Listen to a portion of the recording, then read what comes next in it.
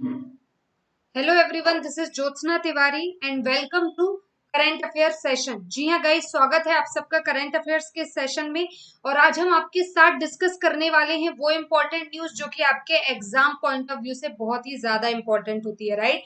तो उस न्यूज का डिस्कशन करेंगे हम आज के इस सेशन में। तो चलिए फटाफट से सेशन को ज्वाइन कर लीजिए अपने दोस्त, कलीग, रिलेटिव सभी के साथ। जितने भी लोग एग्जाम की प्रिपरेशन कर रहे हैं सबके साथ इस सेशन को शेयर कर दीजिए।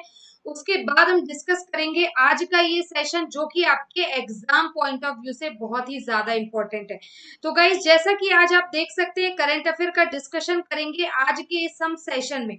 तो टॉपिक है करंट अफेयर्स। करंट अफेयर्स का डिस्कशन होगा आज के इस सेशन में। तो चलिए फटाफट से सेशन को ज्वाइन कर लीजिए और ज्यादा से ज्यादा लोगों के साथ सेशन को शेयर भी कर दीजिए, बिकॉज जितने ज्यादा लोग होंगे उतना ही इंटरेस्टिंग सेशन होगा। ओके, उतने ज्यादा आप नए नए क्वेश्चन राइज करेंगे और हम करेंगे उसके आंसर्स, राइट।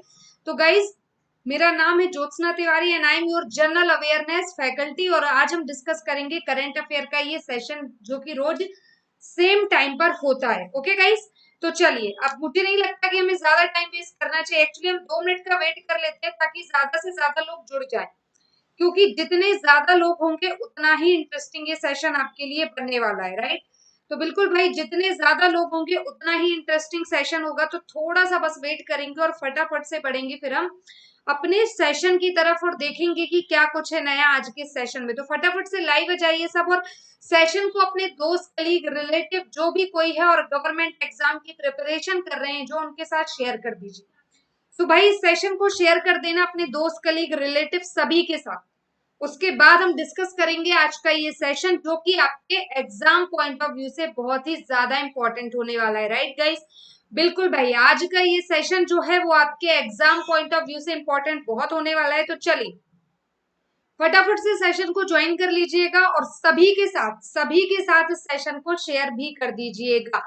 तो चलिए बढ़ते हैं अब न्यूज की तरफ। बहुत टाइम हमने ले लिया है तो अब न्यूज में बढ़ते हैं। जिनको जुड़ना होगा वो धीरे धीरे जुड़ जाएंगे, राइट।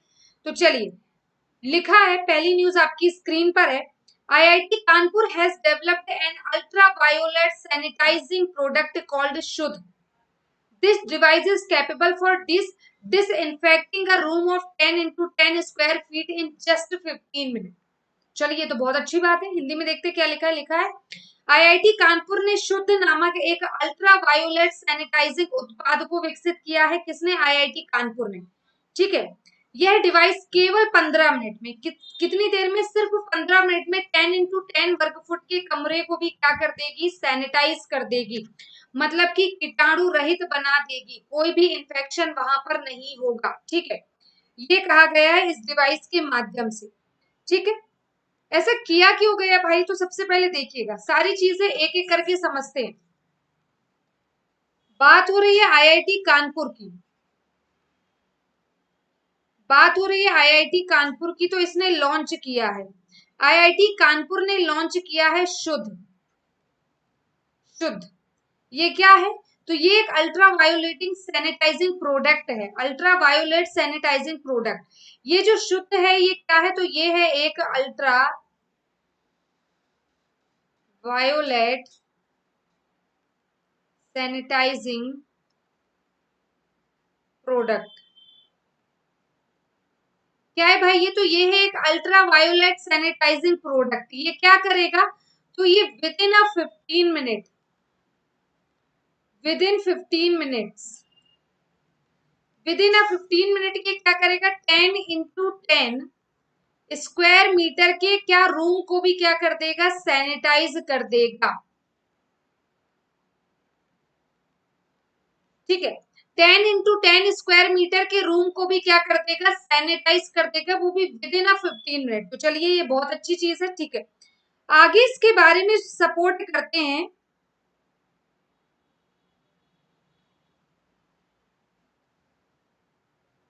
एक मिनट,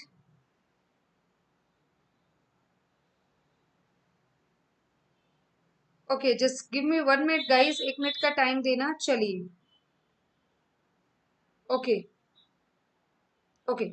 अब इसकी और स्पेशलिटी देख लेते हैं, शुद्ध की और स्पेशलिटी क्या है। तो देखिएगा इसकी स्पेशलिटी क्या है। तो ये जो है ये 15 वॉट पर, ये 15 वॉट यूवी पर ये वर्क करेगा।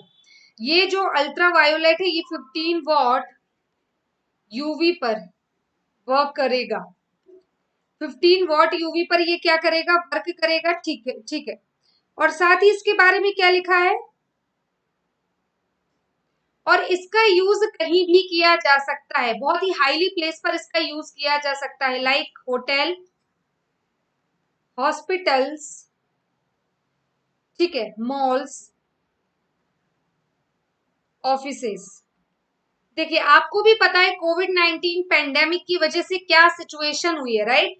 तो उन सारी चीजों को ध्यान में रखते ही इसका कानपुर आईआईटी ने इसको बनाया है, जो कि अगर होटल्स खुलते, क्योंकि धीरे धीरे सब अनलॉक हो रहा है और हो भी गया है काफी कुछ, तो इन्हीं चीजों को ध्यान में रखते हुए होटल, हॉस्पिटल्स, मॉल्स, ऑफिसेस, जहां जिसके बिना लोगों की जरूरतें नहीं पूरी होंगी वहां पर इसका यूज किया जाएगा।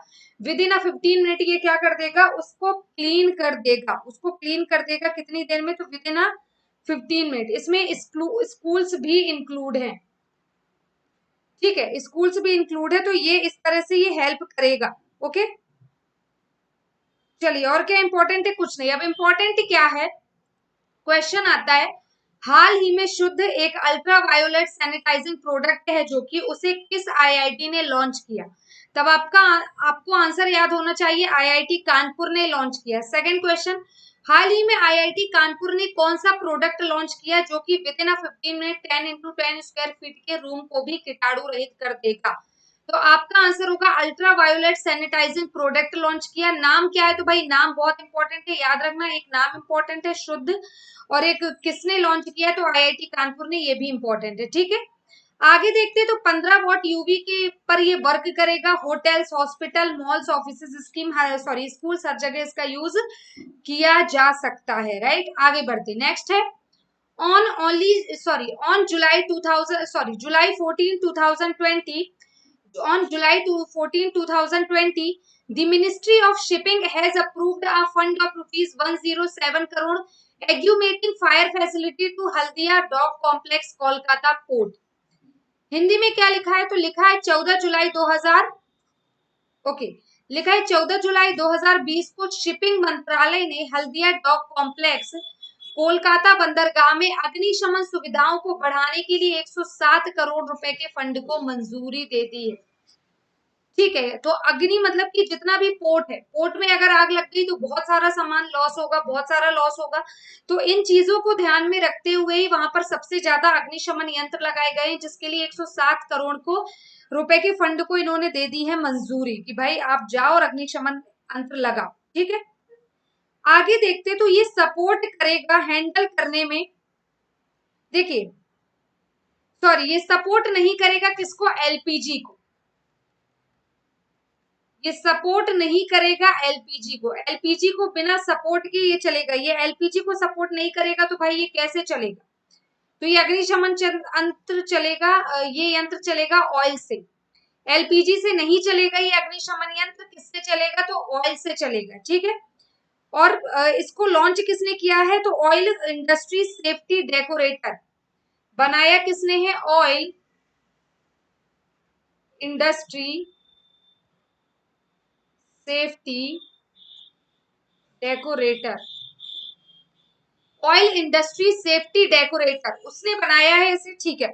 आगे बढ़ते इसके बारे में जानते हैं, बस और तो ज्यादा कुछ इंपॉर्टेंट है नहीं। हाँ, किसने बनाया तो ये याद रख लेना, ministry of petroleum and natural gas, ठीक है। ये किसके अंतर्गत आता है, ऑयल इंडस्ट्री जो सेफ्टी आता है under the ministry of petroleum, ठीक है, under the ministry of petroleum and natural gas,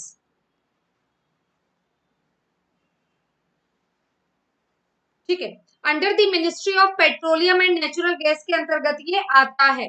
तो भाई क्या है, लिखिए, देखिएगा क्या लिखा है, तो 14 जुलाई 2020 को किस डाक कॉम्प्लेक्स ने कोलकाता बंदरगाह में एक अग्निशमन सुविधा बढ़ाने के लिए 107 करोड़ के फंड को मंजूरी दी, तो हल्दिया डॉक कॉम्प्लेक्स ने, ठीक है।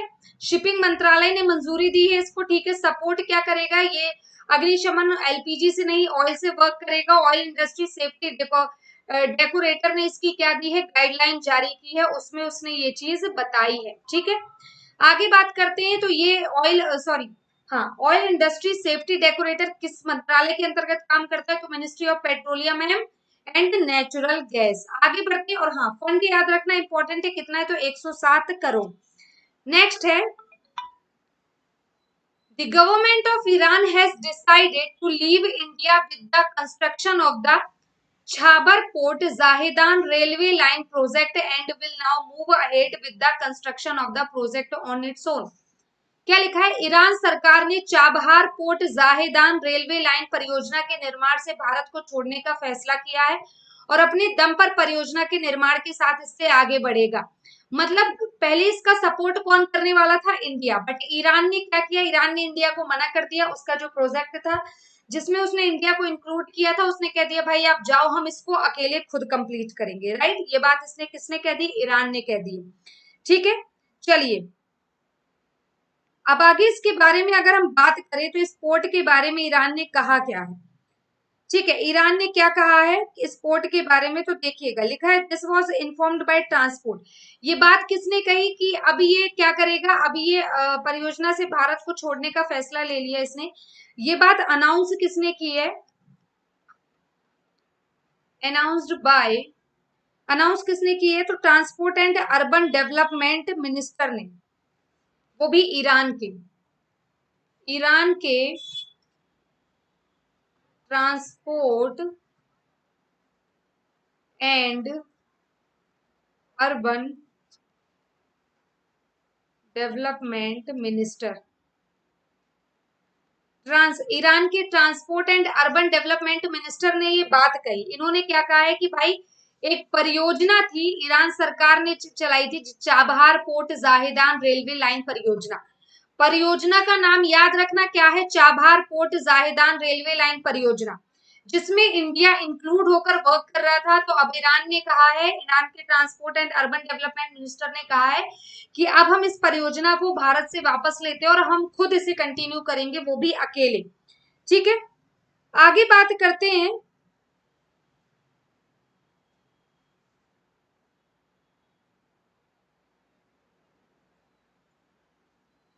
ठीक है, फंडिंग कितनी हुई है इस प्रोजेक्ट को, तो फंडिंग याद रखना भाई, वही तो इंपॉर्टेंट है, 400 मिलियन यूएसडी, मतलब यूएस डॉलर 400 मिलियन की फंडिंग हुई है।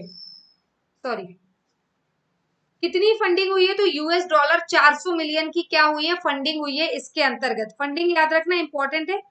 और प्रोजेक्ट जो है, जो कि नेशनल डेवलपमेंट फंड के अंतर्गत वर्क करेगा। ये फंड कैसे प्रोवाइड किया गया है, तो नेशनल डेवलपमेंट, ठीक है, ये फंड कैसे प्रोवाइड किया गया है, तो नेशनल डेवलपमेंट फंड के जरिए इसको प्रोवाइड किया गया था ये फंड।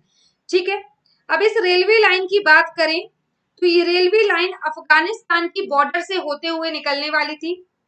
ठीक है, अफगानिस्तान अफगानिस्तान बॉर्डर को क्रॉस करने वाली थी ये रेलवे लाइन। किसको क्रॉस करने वाली थी, तो अफगानिस्तान बॉर्डर को क्रॉस करने वाली थी ये रेलवे लाइन। ठीक है, इस तरह से इसने वर्क किया है। तो ठीक है, किसने, तो भाई ईरान सरकार ने Chabahar port Zahedan railway line परियोजना के निर्माण में भारत को हटा दिया और कहा अब हम अकेले काम करेंगे।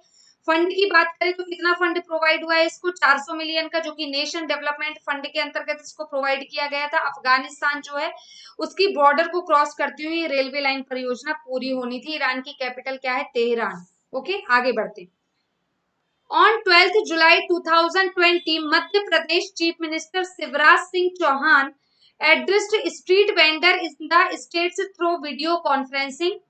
He informed that Madhya Pradesh has so far topped the implementation of Prime Minister Street Vendor Atmanirbhar Nidhi, जिसको क्या कहा जाता है, Svanidhi, by approving an interest-free loan of about rupees 15.50 crore to 15.500 street vendor in the state. ठीक है, क्या लिखा है, 12 जुलाई 2020 को मध्य प्रदेश के मुख्यमंत्री शिवराज सिंह चौहान जो है, इन्होंने वीडियो कॉन्फ्रेंसिंग के जरिए ये बताया कि सड़क विक्रेताओं, मतलब जो साइड में रोड पर शॉप लगाते हैं उनकी बात हो रही है, जो फुटपाथ पर दुकान लगाते हैं। ठीक है, तो राज्य के जितने भी सड़क विक्रेता हैं उनको संबोधित करते हुए उन्होंने कहा कि राज्य ने इनकी बहुत हेल्प की, ठीक है। और इनकी योजना जो आत्मनिर्भर योजना थी वो सक्सेसफुल रही मध्य प्रदेश सरकार की, जिसमें 15,500 जो फुटपाथ पे शॉप लगाते थे, ऐसे 15,500 लोगों को 15.50 करोड़ रुपए तक का क्या मिला है, लोन को मंजूरी दे दी गई है प्रधानमंत्री स्ट्रीट वेंडर आत्मनिर्भर निधि कार्यान्वयन के अंतर्गत। ठीक है, चलिए आगे देखिए क्या लिखा है इसके बारे में।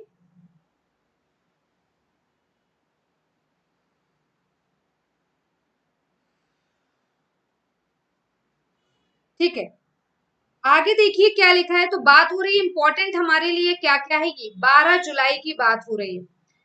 12 जुलाई को एड्रेस किया, 12 जुलाई को एड्रेस किया शिवराज सिंह चौहान ने,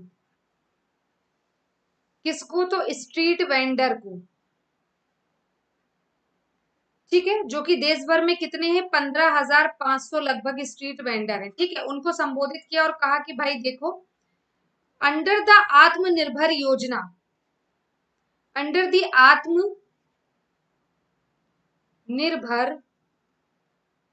स्कीम, ठीक है, अंडर दी आत्मनिर्भर जो स्कीम है भाई, इन्होंने कहा है कि आत्मनिर्भर योजना के अंतर्गत इन्होंने कितना फंड देने की बात कही है, 15.50 करोड़, 15.50, ठीक है, 15.50 करोड़ रुपए तक के ब्याज मुक्त, सबसे अच्छी बात ये है, इंटरेस्ट फ्री लोन देगा। कैसा लोन देगा, तो इंटरेस्ट फ्री लोन देगा। कैसा लोन देगा, तो इंटरेस्ट फ्री लोन इसके अंतर्गत बांटने की इन्होंने बात कही है, इंटरेस्ट फ्री लोन देने की इन्होंने बात कही है। ठीक है, अब आगे इसके बारे में थोड़ा सा और डिटेल में देखते हैं, तो लिखा है, ठीक है, और डिटेल में देखते हैं तो लिखा है, बात हो रही है 12 जुलाई, किस डेटा की बात हो रही है, 12 जुलाई 2020 को, 12 जुलाई 2020 को लगभग 8,70,300 स्ट्रीट वेंडर जो है वो की रजिस्टर्ड हुए हैं। 8,70,300 स्ट्रीट वेंडर जो है रजिस्टर्ड हुए हैं।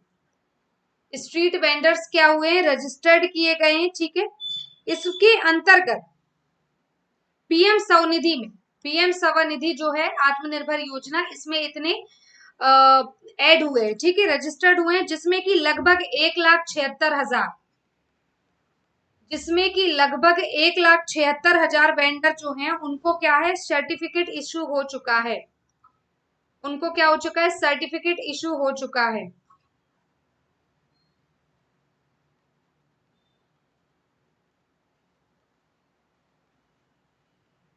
सर्टिफिकेट क्या हो चुका है, इशू हो चुका है। ठीक है, और ये किसके अंतर्गत दिया जाएगा, तो ministry of housing and urban affair, ministry of housing and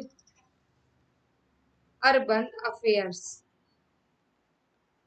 ministry of housing and urban affairs की बात हो रही है। ठीक है, चलिए तो देखिएगा, 12 जुलाई 2020 को मध्य प्रदेश के सीएम चीफ मिनिस्टर मुख्यमंत्री शिवराज सिंह चौहान ने वीडियो कॉन्फ्रेंसिंग में ये बताया कि विक्रेताओं को उन्होंने संबोधित किया और फंड की, देखो यहाँ पर क्या क्या इंपॉर्टेंट, आपको क्या क्या रखना, मैं बस उतना बताऊंगी। 12 जुलाई 2020 को एड्रेस किया शिवराज सिंह चौहान ने स्ट्रीट वेंडर को, बोला कि लगभग 15,500 को फायदा मिला है, बाकी को मिलता रहेगा।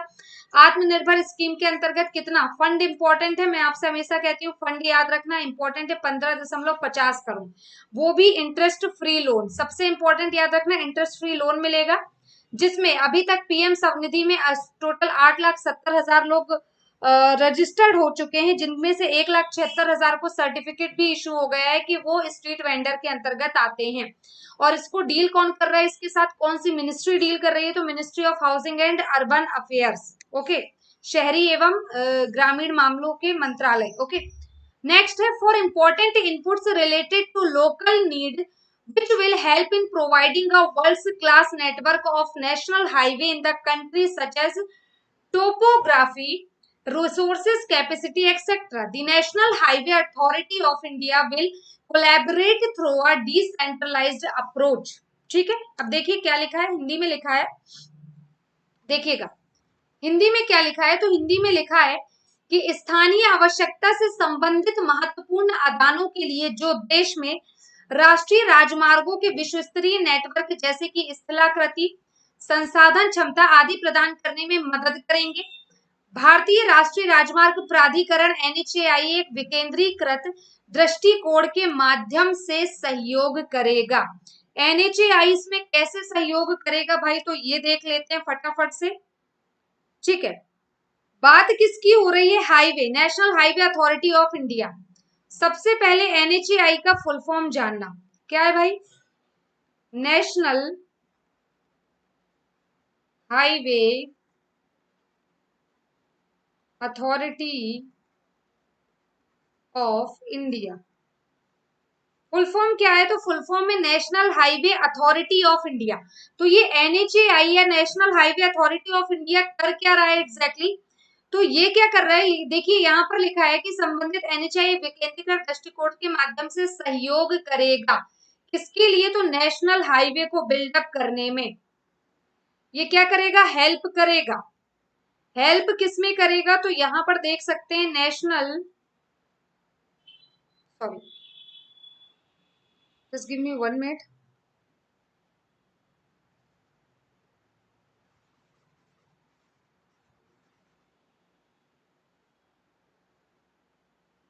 ठीक है, ये क्या करेगा, तो नेशनल हाईवे को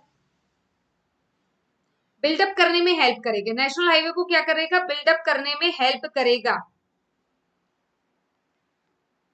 बिल्डअप करने में क्या करेगा, हेल्प करेगा। ये किससे अप्रोच करेगा इसके लिए, तो आईआईटी और एनआईटीज। ठीक है, आईआईटी और एनआईटीज को ये सपोर्ट करेगा। ठीक है, और उसके माध्यम से या फिर उसके साथ कोलैबोरेट करेगा, राइट, ये सही वर्ड होगा इसके लिए, कोलैबोरेट करेगा। ठीक है, और कोलैबोरेट करके उसके साथ कोलैबोरेट करके ये प्रॉपर वर्क करेगा। आगे इसके बारे में देखते हैं, तो और तो कुछ ऐसा इंपॉर्टेंट नहीं है। चलिए देखिएगा, बात हो रही है एनएचएआई ये क्या करेगा, तो भारतीय आवश्यकता से संबंधित महत्वपूर्ण आदानों के लिए जो देश में राष्ट्रीय मार्गों को विस्तृत नेटवर्क, मतलब नेटवर्क बनाएगा, नेशनल हाईवे के क्या बनाएगा, नेटवर्क बनाएगा। ये एनएचएआई का काम है। नेक्स्ट है the people's republic of China internet control and regulatory agency China Cyber Administrative has launched a 2-month campaign from July 13, 2020. ठीक है, from July 13, 2020. According to the Cyberspace Administration of China, the campaign aims to promote a healthy and online environment for all. Countries for this website that have content aimed at a base of users under 18 will be monitored and blocked or removed for access in China necessary. Hindi में क्या लिखा है, तो लिखा है peoples republic of China की internet control और नियामक एजेंसी चीन के साइबर स्पेस प्रशासन ने 13 जुलाई 2020 को 2 महीने के लिए एक अभियान शुरू किया है। चीन के साइबर स्पेस प्रशासन के अनुसार यह अभियान सभी के लिए एक स्वस्थ और ऑनलाइन वातावरण को बढ़ावा देना है। देश के लिए जिन वेबसाइटों पर 18 वर्ष से कम आयु के उपयोगकर्ताओं के आधार पर उनके उद्देश्य सामग्री है, उनकी निगरानी की जाएगी और यदि आवश्यक हुआ तो चीन में पहुंच के लिए अवरुद्ध या हटा दिया जाएगा। तो बस यहाँ पे सिंपल सी बात कही है कि चाइना जो है, चाइना ने 2 मंथ का एक कैंपेन लॉन्च किया है। ठीक है, याद देखिए यहाँ पर क्या क्या इंपॉर्टेंट है। चाइना ने एक कैंपेन लॉन्च किया है। कैंपेन कब तक का है, तो 2 मंथ का है। चाइना ने जो कैंपेन लॉन्च किया है कब तक का है भाई, तो ये कैंपेन 2 मंथ का है। 2 मंथ का कैंपेन है क्लीन अप वेबसाइट। नाम क्या है कैंपेन का, तो क्लीन अप वेबसाइट। इंपॉर्टेंट है, याद रखना।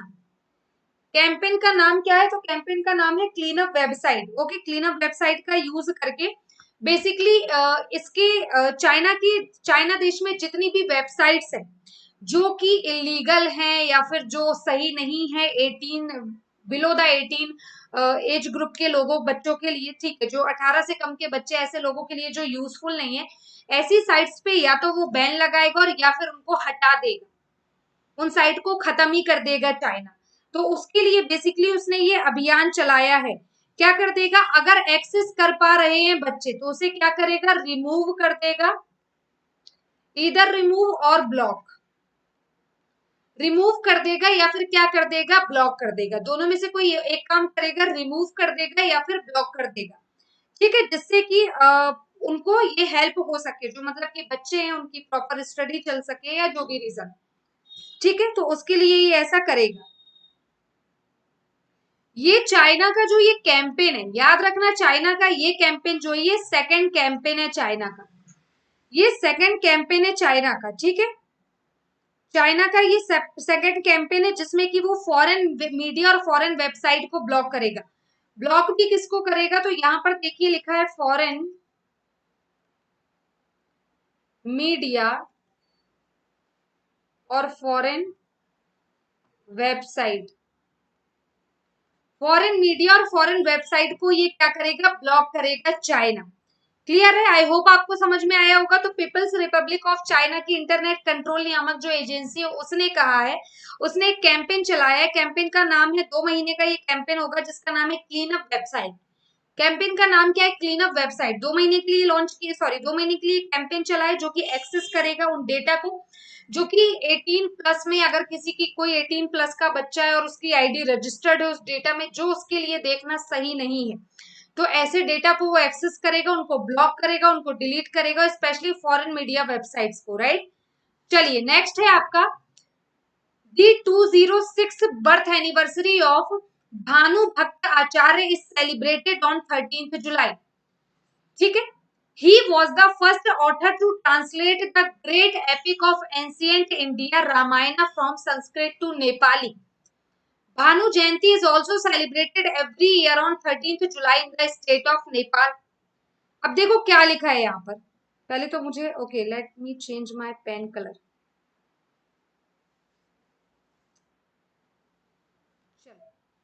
तो यहाँ पर क्या लिखा है, लिखा है सॉरी 13 जुलाई 2020 को भानु भक्त आचार्य की 206वीं जयंती मनाई गई।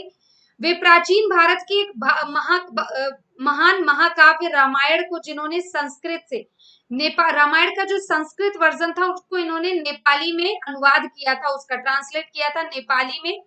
ओके, जो कि एक लेखक थे। और भानु जयंती हर साल 13 जुलाई को नेपाल में सेलिब्रेट की जाती है। अब यहाँ पर आपने देखना 13 जुलाई को क्या सेलिब्रेट हुआ, तो भानु एनिवर्सरी, भानु भक्त आचार्य एनिवर्सरी। ओके, भानु भक्त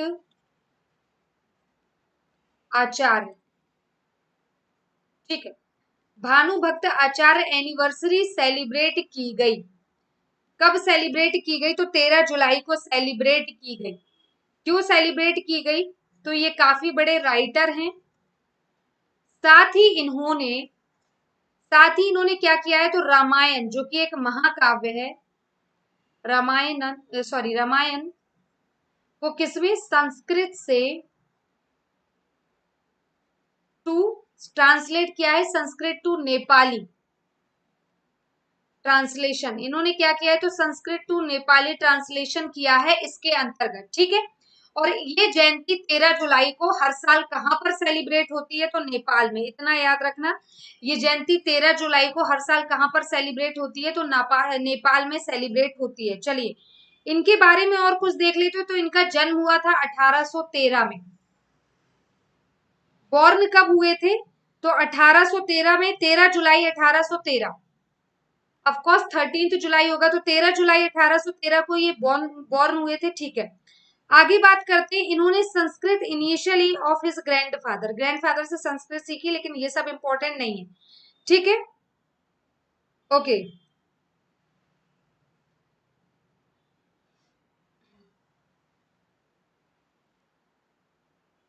ठीक है, चलिए। तो इम्पोर्टेंट क्या है, 13 जुलाई को नेपाल सरकार ने कौन सा दिन सेलिब्रेट किया, तो भानु भक्त आचार्य की 206वीं जयंती को सेलिब्रेट किया। भानु भक्त आचार्य की कौन सी नंबर की जयंती थी ये, तो 206वीं जयंती थी। ठीक है, 13 जुलाई को सेलिब्रेट किया। 2020 को इन्होंने कौन सा बड़ा काम किया, तो भाई इन्होंने संस्कृत रामायण जो कि एक महाकाव्य, इसको संस्कृत से नेपाली में ट्रांसलेट किया।